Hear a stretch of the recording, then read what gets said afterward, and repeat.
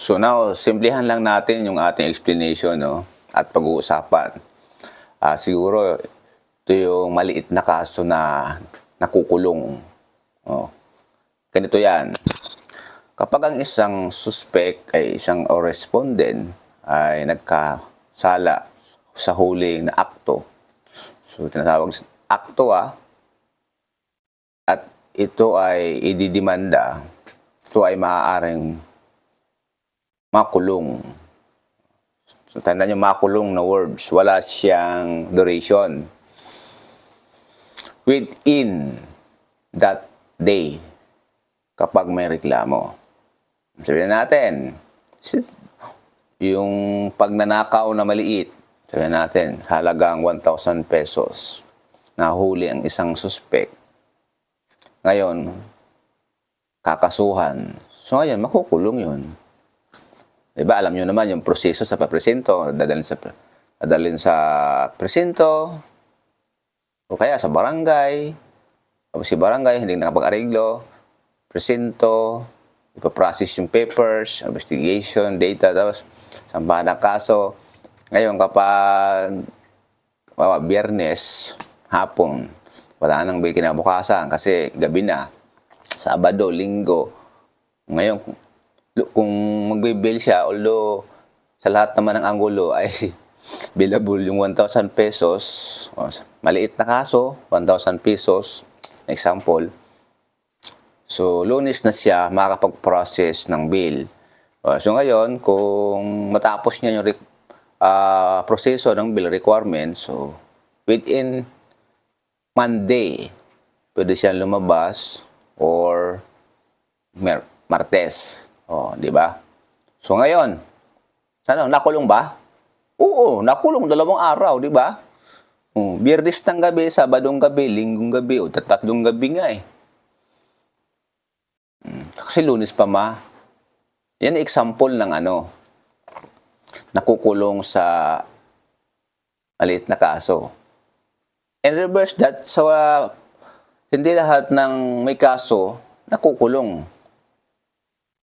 Di ba? So ibaliktarin natin 'yan. So example, dumaan sa complaint, proseso, ibang proseso naman yung isa. So, hindi na makukulong yon kasi magbibil na yon. Ano yung isang proseso? Yung the crime is passed after 24 hours. Pag ganun ng senaryo, hindi na makukulong yon. Kasi, unang-una, maliit na kaso, bailable.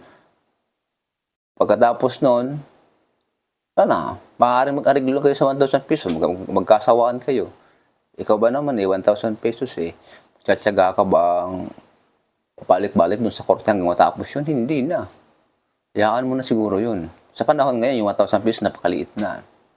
Kaya po, para sa inyong mga ibang katanungan, please magpa-appointment kayo. Triple Red or Pulisya ko ang aking social media. Get your appointment para magtama yung oras natin. So, medyo busy tayo ngayon. Higtik ang schedule ko. Nakafocus tayo dito sa Facebook. Siningit lang natin to. Maraming salamat kay YouTube. And then, sa mga magtatanong, ibibigay ko sa inyo yung number ko. So, I think, sa umaga, from 9 to alas 12, tayo? Video call. After that, so, text na lang siguro, text for connecting and then call. Okay? Ako tatawag sa inyo or kayo ang tumawag sa akin. So, text lang muna kung papaalam muna kung busy tayo. Minsan kasi, mga ginagawa tayo. Kung ngayon, usap tayo. So, gawin natin ang aking magagawa sa dispute nyo. That's it. Wala nang maraming tanong. Sasabihin ko sa inyo kung ano yung assessment ko. Pero please lang, sana, sabihin nyo yung totoo para ma-i-assess natin maigi. Alala, hindi naman yung naka-offline naman yun. Hindi naman yung recorded. Hindi naman ako nag-a-upload ng mga usapang-usapan natin kasi masyadong public. Okay? So maraming salamat. Thank you for watching.